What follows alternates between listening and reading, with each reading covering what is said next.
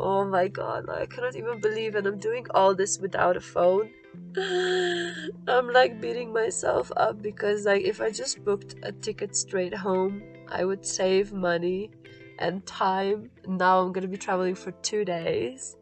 And wait for this, then I have to change airports in Brussels. There would be a motorcycle driving by and they would just snap the phone out of your hand. Anyway, it's gonna be an adventure.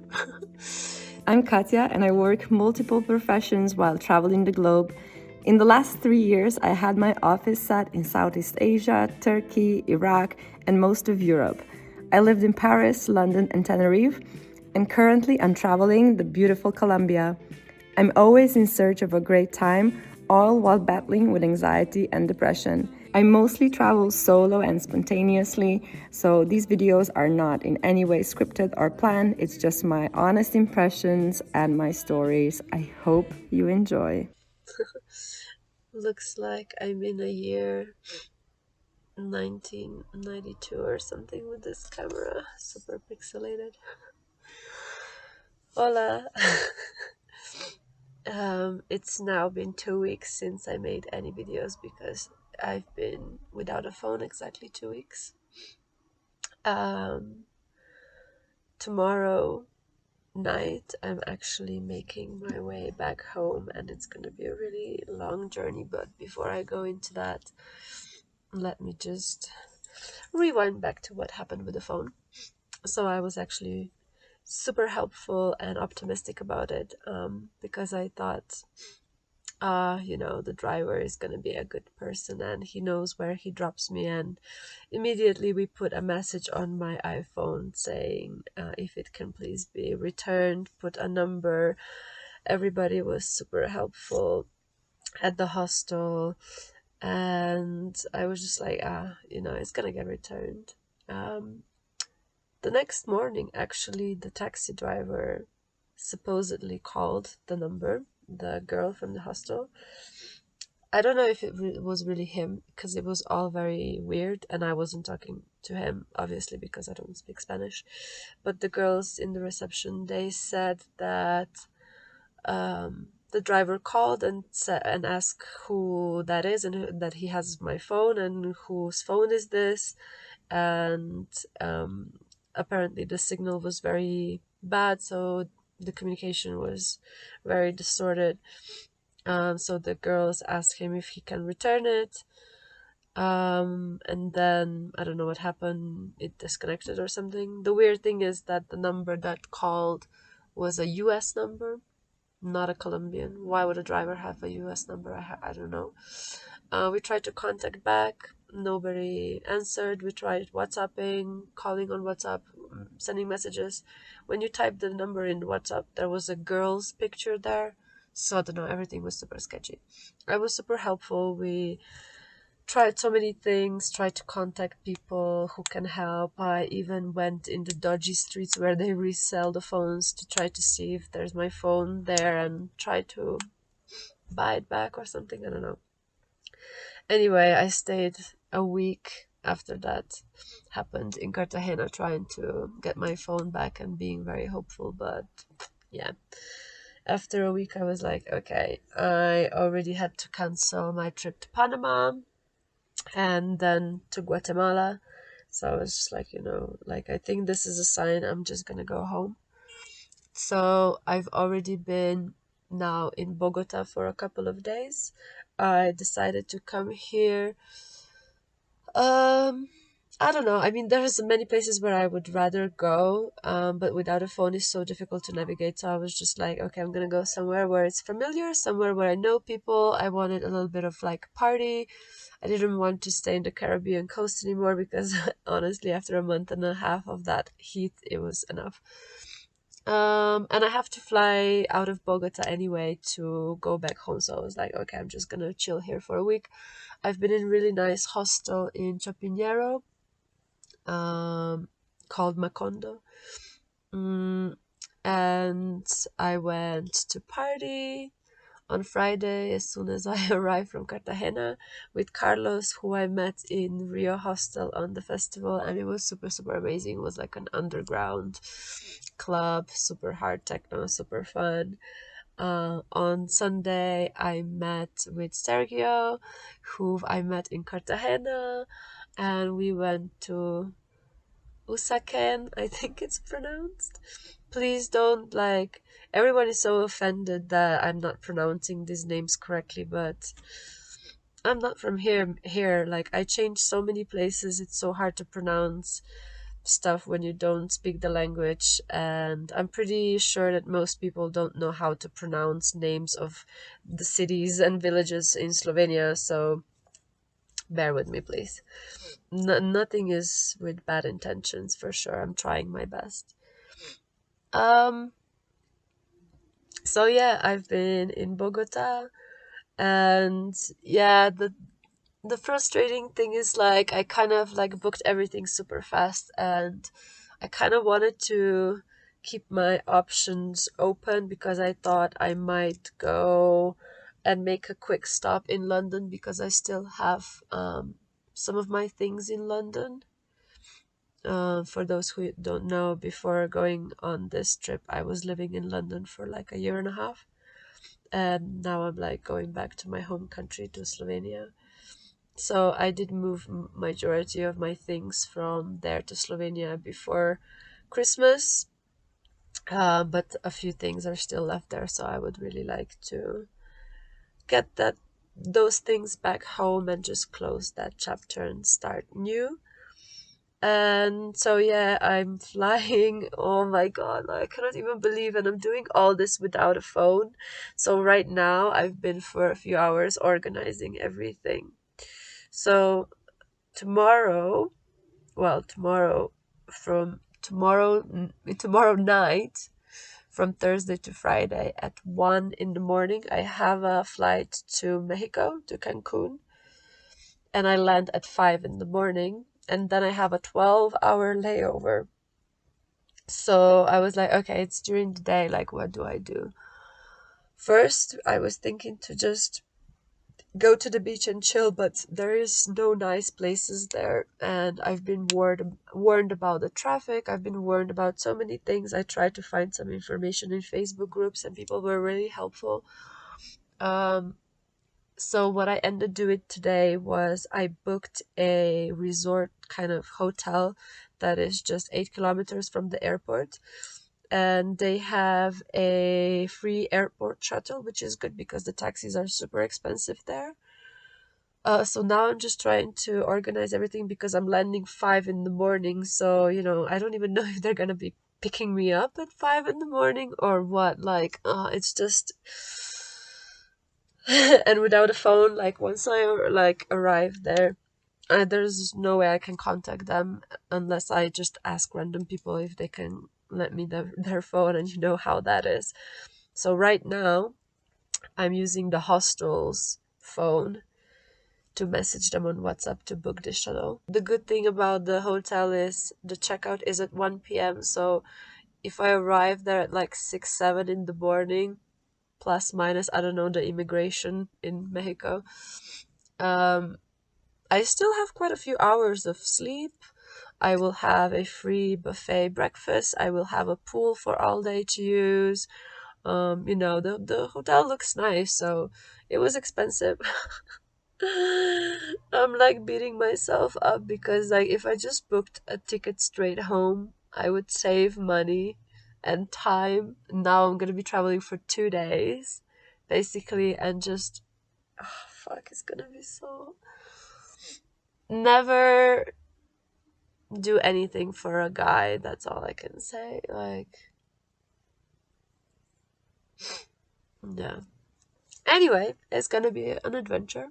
So then I have a flight from Cancun, 7 in the evening, a night flight to Brussels, which is nowhere near Slovenia at all. Um, so I land there the next day at noon, and wait for this, then I have to change airports in Brussels. But I know, I mean, I have like 7 6 7 hours to do that. I mean, yeah, it's gonna be more than enough, but I couldn't find an affordable flight from Brussels to Zagreb or to Ljubljana. Just to let you know, Zagreb Airport, which is in Croatia, is actually closer to where my parents live than Ljubljana Airport. So I fly from there often, or to there. Yeah, so I have to change from Brussels International Airport to Brussels Charleroi. Again, my French, I don't know how it's pronounced. I think it's Charleroi, something like that.